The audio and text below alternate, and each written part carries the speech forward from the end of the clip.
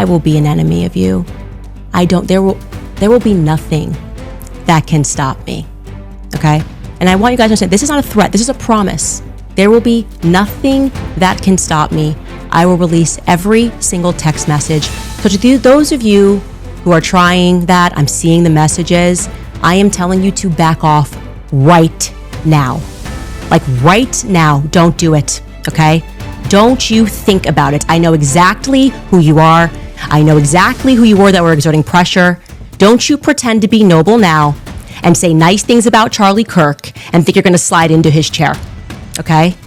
Over my dead body, which I'm sure can be arranged. Now, so I'll start acting the way the blue states act. I've said this publicly, I'll say it again. We need Republican AGs indicting every major Democrat across the board. We need DAs starting to indict. That's not gonna happen because they don't want it bad enough. They're a bunch of Mike Pences. This is what gives me hope though. What gives me hope is that the actual rank and file of the Republican base is like on fire, energized. Like I can't stay ahead of my audience. Like I do this for 3 hours a day and they're better researched than I am. And I do this for like 18 hours. Like they're sending me articles of like WHO treaties and like, did you know about like him repealing, Obama repealing the propaganda? It is the most informed audience I've ever dealt with. For anyone with simple, basic common sense, it is not hard to understand why public figures, government officials, people in the public eye are a little extra sensitive to any perceived threats right now, but that did not stop California Governor Gavin Newsom's crew of keyboard warriors from posting, quote, Kristi Noem is going to have a bad day today. You're welcome, America, on X on Saturday. Oh, here with more, Secretary of Homeland Security, Kristi Noem. Well, let's get your reaction to bad day for you.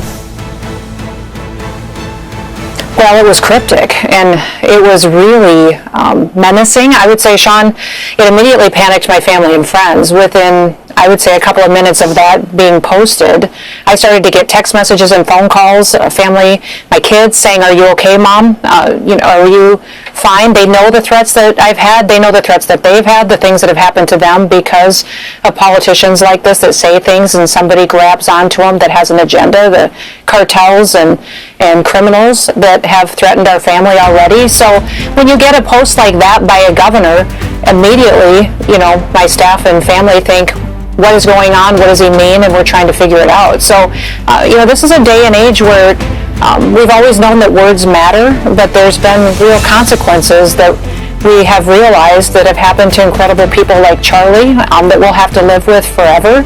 And I hope we all learn from that. I hope we all learn that it's time to start listening to each other, having civil discourse, and stop ridiculous, irresponsible posts like Governor Newsom put out there. To become an ultimate elector. To become an ultimate elector. Most people don't even know about this story. Yeah. This story was buried. I'm going to talk about this tonight. These are 16 senior citizens. I'll tell you about Rose Brook, 81 years old, from Paw Paw, Michigan. She signed a piece of paper to become an ultimate elector, her constitutional right with historical precedent. She's facing 120 years in federal prison. 81 years old, she has $30,000 to her name, and her husband died 10 years ago. And the Michigan AG is trying to show her as a domestic terrorist. She can't defend herself. The whole way of the world is, the cruelty is the point. We are dealing with savages. This is not normal. This is culture revolution time. Like, they are eating the country from within. The problem is they preempt us against offense, but that is not an excuse. We all have to play offense. We have to take the initiative. But here's the thing, we are not good offensive players. I'll prove it to you. That's absolutely right. Because conservatives definitionally are defensive. We are conserving against their offense, right? So by our temperament is to build businesses and churches and be agreeable. Our temperament, we don't think like revolutionaries. Well, we got to change that. I know, but my next book is literally called Right-Wing Revolution. Like, I'm trying to make people think in a way where we're trying to stop their refounding of America. Here's the good news. If you want like the good news of all this, the founders have given us this unbelievable opportunity. The fact that we still have some semblance of a constitution gives us hope. Like, if we did not have the founders, God bless them. Like, I'll give you an example, the Electoral College. If it was not for the Electoral College, this is game, set, match, we're done. Now we have a chance, right? A collection of states, it's still going to be very hard, right? But there's still hope, is what I'm saying. There's a roadmap. The founders saw this. They were like, we're going to make it really hard, not impossible, really hard to destroy this place, right? They put so many checks and balances in that think about how much we've survived, right? The fact that we still have to fight, and honestly, it's a gift from Madison, Hamilton, and Jay of how they saw this, right? Like that, I tell people, the North Star is our founding fathers. The North Star is our own documents. The North Star is the Declaration of the Constitution. Like that's what we're trying to get back to. We're trying to defend that. I want to win. No, but I want to win. But why do you think we will win? I believe in the spirit of the human, just the humanness of that. We will step up when we have to step up. So this is so interesting. I totally disagree because, and let me tell you, I got in a debate with an atheist. So he and it ties to this. Like he said, okay, Charlie, I can't believe in God after the Holocaust. And I said, I can't believe in humanity after the Holocaust. I said, I still believe in God. I've lost all faith in humans. So I want you to think about that, right? I have zero faith in humanity. But look what humans did to Christ. Yes, I mean, they didn't stop Mao, they didn't stop Hitler, they didn't stop Mussolini, they didn't stop, I'm not saying, you might be right. Now I'm an optimist. But I am too, but I don't do hopium, right? I don't do hopium feels good, it's really bad for you. I'm right in the middle. I'm like, we could win triumphantly, or this could get really bad. And I'm just being honest. Like, I don't think what I'm getting at, and I'm not trying to think. We're having fun, right? I don't think our victory is inevitable. I don't. And rededicate everything. And by the way, that last paragraph of the Declaration, I think, just rings in our soul. Our lives, our fortune, and our sacred honor. That's everything. Right? And we are not at a place where Americans are willing to do that, right? Yes, we are. No, well, you are, but it takes 3 to 5%. If you get to 3 to 5%, you can save the country.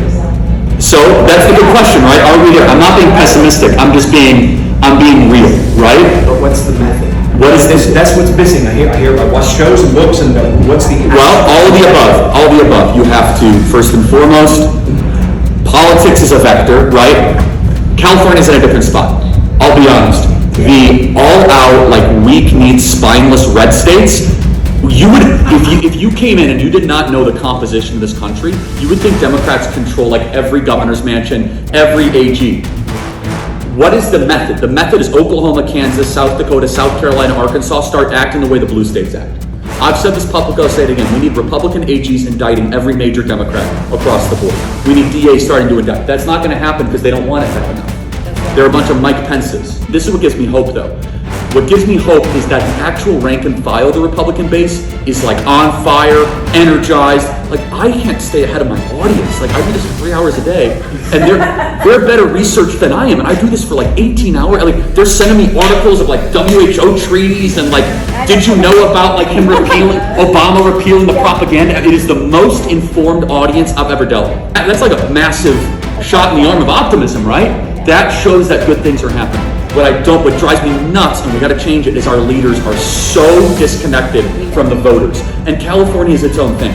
Let's just talk about the 10 reddest states in the country, right? South and North Dakota, Kansas, Oklahoma, forget Texas, like Arkansas, Alabama, Mississippi. Like we should be waging all-out war against the left on these states, and we're not. Like we're kind of like, well, I hope it gets better. Scott was going to say something. On the masks, I actually interviewed the director of ICE today, Todd Lyons, on my radio show for about 20 minutes. I asked him point blank about the masks. I said, what is the situation with the masks? Why is it happening? What is your observation? He said, I don't like the masks. I wish we didn't have to do the masks. He said, back in March, we won. But then something changed. And what changed was people started doxing these ICE agents, posting their personal information, posting where their families are, posting where their kids' schools are, putting them and their families in jeopardy. And he doesn't want them to have to do it. But that is a risk that every law enforcement officer in this country faces. Everyone. You think you think they should face I'm not that saying, risk? listen, I'm not saying that is right. I'm not saying that is good. It's terrible. No one should be doxxed. No one's families should be brought into their work. But what I am saying is that there are beat officers in this country, in every city in America, who are doing their jobs in extremely dangerous situations. That's a risk that you take when you take on this responsibility of having law enforcement power in this country. Because the accountability is between you and the people. Yeah, well, I don't agree that law enforcement officers in any agency should have to face the risk of their family being assaulted or themselves. I don't agree with that either, but I do think that the accountability piece of it cannot be ignored. Do you think that there should not be They're always the accountability, Scott, persecutor and for the victim. law enforcement, Persecutor, regardless victim. of what agency they represent? Of course there should be accountability, and I agree with you about the relationship between policing agencies and the community. Unfortunately, in this case, certain people in our community have decided to take matters in their own hands. I heard a clip today of a congressman named John Larson from Minnesota screaming into a microphone, "This is Nazi Germany, they're the Gestapo." What do you think that does to radicalize people? That is irresponsible, and it's not the fault of an ICE agent for that kind of rhetoric to be in our system. Unmarked cars, people en masse, people quite literally disappearing, no due process, no rights in a democracy where we have rights. Immigrants have rights, and we have the right to stand up and push back, and that's what we're doing here today. This is a disgrace.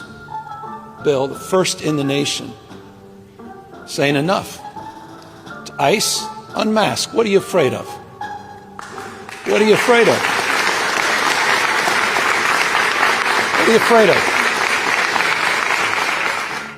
A few moments later. 6:40 this morning, Dallas police says that the shooter was at a building next to this ICE processing center, and sources tell us that the shooter shot at 3 detainees near the Sally Port. The gunman then turned the gun on himself. I'll be signing a bill, the first in the nation, saying enough.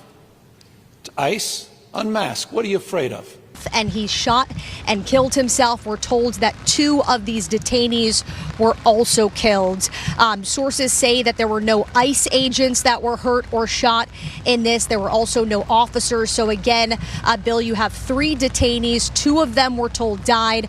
The gunman also died from a self-inflicted gunshot wound. I'll be signing a bill, the first in the nation, saying enough. To ICE, unmask. What are you afraid of? And I could tell you myself, just from covering and going inside these ICE processing centers, it is a case-by-case basis, so each case is different. But for the most part, these are illegal migrants who were just arrested by ICE, and then they're taken to these centers where they're officially processed. They determine if they're going to be detained, where they're going to be detained. I'll be signing a bill, the first in the nation, saying enough. To ICE, unmask. What are you afraid of? The next step in this legal process, and whether they qualify for deportation. So there's still a lot of questions about the motive right now. DHS says they're still awaiting that. This is also the same ICE processing center where a month ago there was a bomb threat. I'll be signing a bill, the first in the nation, saying enough.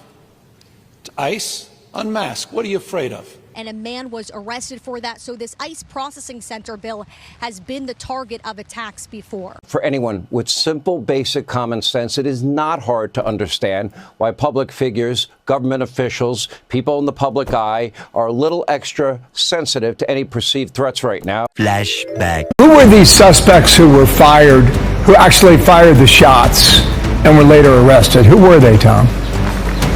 Look, they're your typical protesters that go from protesters to criminals.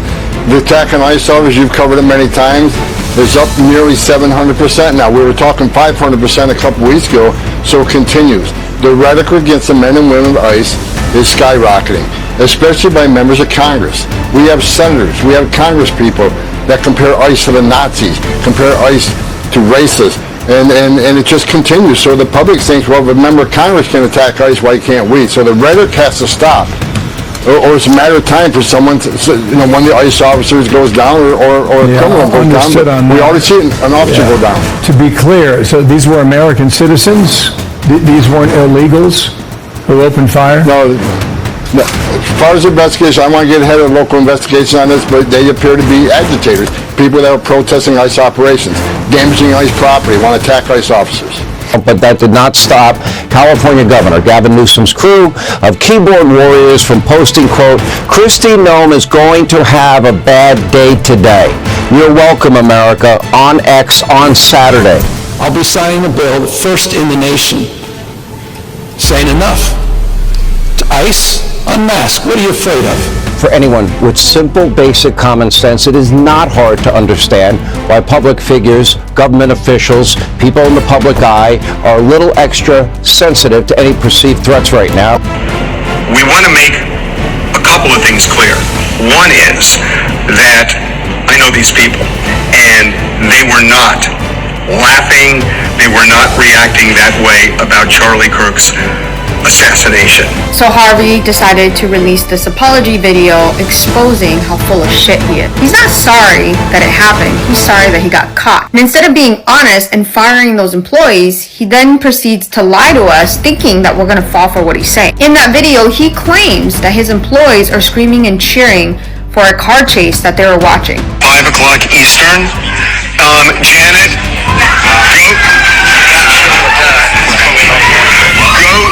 go to, have somebody look at the, Fox. Trump is supposed to say that. Trump just posted that Charlie Kirk is dead. All right. Okay, so that's the clip where he's on live and you can hear the cheering and screaming from their employees, and literally 3 seconds later, someone tells Harvey that Trump just posted that Charlie Kirk is dead. And he claims that they were cheering and screaming for the car chase that they were watching that was happening at the same time that Charlie Kirk's death announcement was made. Now I'm going to show you guys the news clip of what they were actually watching at that very moment, and you tell me why you think they were screaming and cheering. And we saw that. Go ahead, Philip. Well, I wanted to let you know that President Trump has said Charlie Kirk has died. So that is the breaking news that we are likely about to have with ABC News. He was shot in Utah at a college there. We've been talking about that throughout the afternoon here. You probably know that it has happened, but if you... So what were they cheering and screaming for? Because at that very moment, when they announced that Charlie Kirk had passed away, the car was just driving. Actually, the image of the car is blocked by many buildings that it's driving past. So what are you cheering and screaming for? Because in a car chase, typically, if I'm actually watching one, which I normally don't watch, back then when I was a kid, if I watch one, the cheering and screaming typically is because the cops did like a pit maneuver or something crazy to get the car to stop. But in that very moment, they interrupt the broadcasting of the car chase to state that Charlie Kirk passed away, and there was zero action happening with the car chase. So Harvey, you're full of shit. Your employees were cheering and screaming for the fact that as they were watching the car chase, they heard the breaking news that Charlie Kirk passed away. So you claim that you know those employees, and if they actually did it, they would be fired. So you just lost all your credibility of how many decades you've been building TMZ. You're a piece of shit. Your employees that cheered for the death of Charlie Kirk is a piece of shit. And I hope you're on that list of cancel that all the big influencers are doing to show how disgusting and demonic you people are. It's inexplicable why people are so tone deaf. Every indication is the left has no intention of toning down this radical rhetoric. Why do you think Democrats are trying to unmask ICE agents, Mr. Homan? Because they're not very smart. ICE agents trying to protect themselves and their families. Why don't they try to unmask Antifa? Why don't they try to unmask the protesters in LA that turned criminal and threw Molotov cocktails at the officers and assaulted officers? All the officers that 830% increase. Why don't you unmask those criminals? It's ridiculous. Will local governments be held accountable Thank you, Mr. for Homan. obstructing ICE agents? Was immediately referred to the Secret Service for a threat assessment. And by the way, Kristi Noem has already been put in government housing because of threats. What some have perceived as a veiled threat was apparently some sort of sick, promotion for this bill that they signed out in California. I'll be signing a bill, first in the nation, saying enough. To ICE, unmask. What are you afraid of? What, so we can dox them and identify them so that bad people can find them?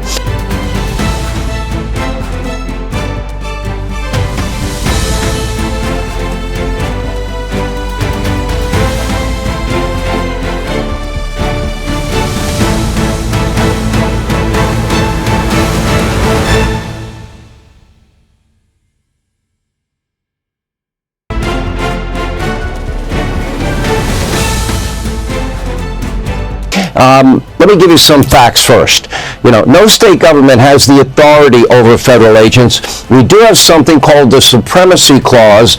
Border enforcement is under the jurisdiction of the federal government, not state government. Here to discuss as White House border czar, Tomhoman. All right, Tom, what's your message to not having masks, Gavin Newsom, tonight? Well, good luck with that. Federal law always trumps state law and local law. And that's the question, what are they afraid of? They're afraid of people like him, politicians who want to compare ICE to the Nazis. He's the one with a hateful rhetoric causing all these threats. He's one of the reasons why there's a 1,000% increase in threats against ICE officers. So ICE officers continue what they're doing. What he isn't mentioning, yeah, they wear a mask because they don't want to be doxxed, and their kids get doxxed, and their spouses get doxxed, but they got identifying information. It shows you from ICE or FBI, or DEA, or our partners who are on these operations, they're well identified. If we arrest somebody, they'll certainly be identified because they want to be in the arrest report. So bottom line is, we're not going to coddle to the Governor Newsom. We're going to keep doing what we're doing. He ought to be thanking ICE. He ought to be thanking President Trump for making his state safer, because every public safety threat we take off his street makes his community safer. Well, Tom, when you think about it, I guess you guys have deported over 200,000 people now. I'm not sure the exact number. A couple of weeks ago it was 200,000. We have 30 million or so illegals in the United States. The question for a lot of MAGA folks out there is, how do you possibly speed up this deportation? I know you're trying to hire a lot more people, but given the protests, given all the lawsuits, 200,000 people, it's not nothing, it's a lot, but it's still a drop in the bucket compared to how many people are here. No, we have over 400,000 deportations between CBP and ICE, and that's just since the president took office. The first 4 months of the fiscal year, we can't count them because Joe Biden wasn't doing anything. But here's what people need to understand: two things. Number one, over 1.5 million illegal aliens, close to 1.6 illegal aliens already left the country on their own. Why? Because they see what ICE is doing out there every day. One of the reasons we have the most secure border in the history of this nation is because the great work of the men and women of the Border Patrol, the great work of President Trump and his leadership, but also because ICE is out there, over 1,000 teams all across the country arresting people. So a lot of people have left, a lot of people aren't coming, which helps to secure that border. And that was a part of the strategy from the beginning. We said if we show consequences, we show them we're actually out there looking for them, many will leave. So we knew with a large population leaving, over 1.5 million have. But what's to come? ICE is getting 10,000 more agents. Right now they got 5,000 deportation officers. We're tripling the size of the workforce. We're adding more detention beds. We're adding more flights and more transportation. So the numbers are going to explode here this next coming year. Tom, I want to give you a chance to address this article that came out over the weekend, and it was on our always reliable MSNBC, and they said that you took $50,000 in cash in a bag from an undercover FBI agent to help them win government contracts in Trump's second term. The DOJ said they concluded there was no criminal wrongdoing, but nevertheless that story is out there, and I imagine you want to respond to that. Absolutely. Look, I did nothing criminal. I did nothing illegal. And it's hit piece after hit piece after hit piece. And I'm glad the FBI and DOJ came out and said, it said that nothing illegal happened, nothing, no criminal activity. You're talking about guys spent 34 years enforcing the law. I mean, I left a very successful business that I ran to come back and work for a government again. I'm back on a government paycheck. Not only did I sacrifice my family sacrifices, I make sacrifices every day. I got more death threats than anybody. I got a security team on me, but guess what? My kids don't, my wife don't. I haven't lived with my wife in months because I don't want her to be here right now with all the threats. So after all the sacrifices, after serving my nation all these years, they want to come out and dirty me up. And it's not going to end. There's a hit piece on me every 2 weeks. But keep coming, because you know what? Tomhoman isn't going anywhere. Tomhoman isn't shutting up. And Tomhoman's going to keep doing what he's doing, because we're going to President Trump's the greatest honor of my life. We're making this country safer again every day, and we're going to keep doing it. Tom, we appreciate it. Thank you. Some kind of weird, perverted political stunt that the governor of California is doing here. But what it really shows you, I think, is the reality that Democrats stand with thugs who are burning our cities to the ground while Republicans stand with law enforcement. It's really that simple. You've got to ask yourself, what kind of country do you want to live in?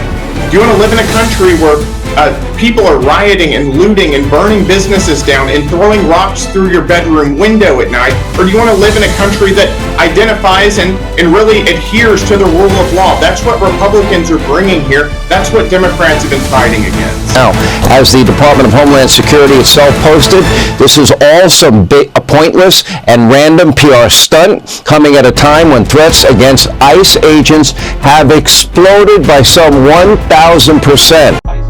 Crying harder, crying harder. Trump is your president. Crying harder, crying harder. Trump is your president.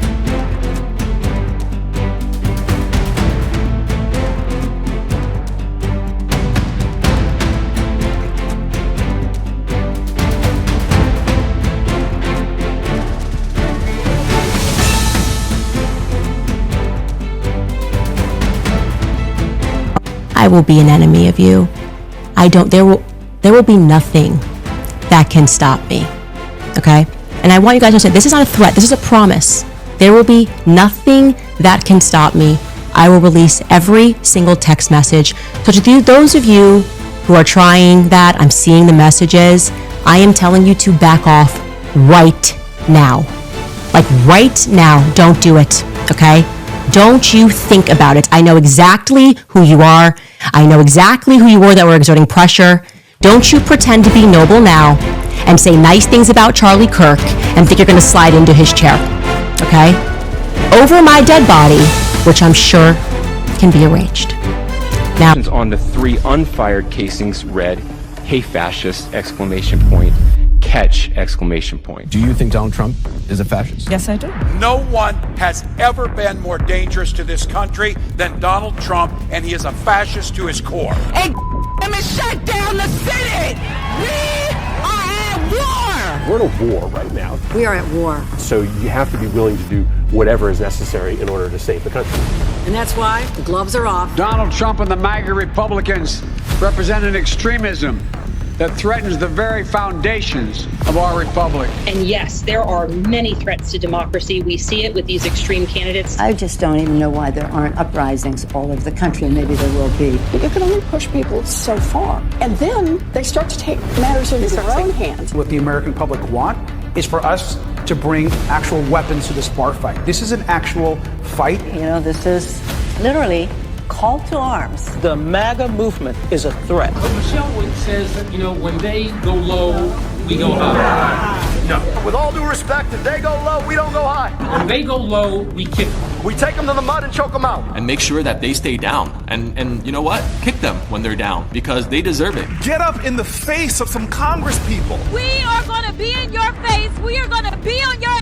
We have to fight this in the streets. We're going to fight it in the streets. It's time to step out of your comfort zone and step out into the streets. To our Republican colleagues, if you do not see the light, we will bring the fire. Resist! You and your little friend off of Twitter. Y'all about to find out. And if you see anybody from that cabinet in a restaurant, in a department store, at a gasoline station, you get out and you create a crowd. And you push back on them. And you tell them they're not welcome anymore, anywhere. He's not going to have a third term. He may not finish this term. The last few days you woke up thinking there might be news. Just saying. Just saying. There will be news sometime. Just so you know, there will be news.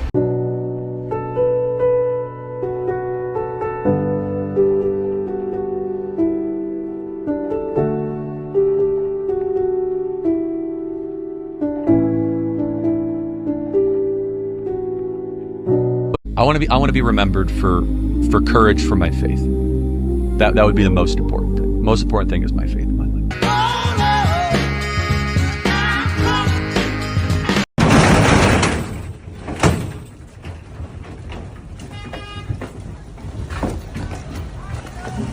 But if you're not happy in the U.S., if you're complaining all the time, very simply, you can leave. You can leave right now. Come back if you want. Don't come back. It's okay too. But if you're not happy, you can leave.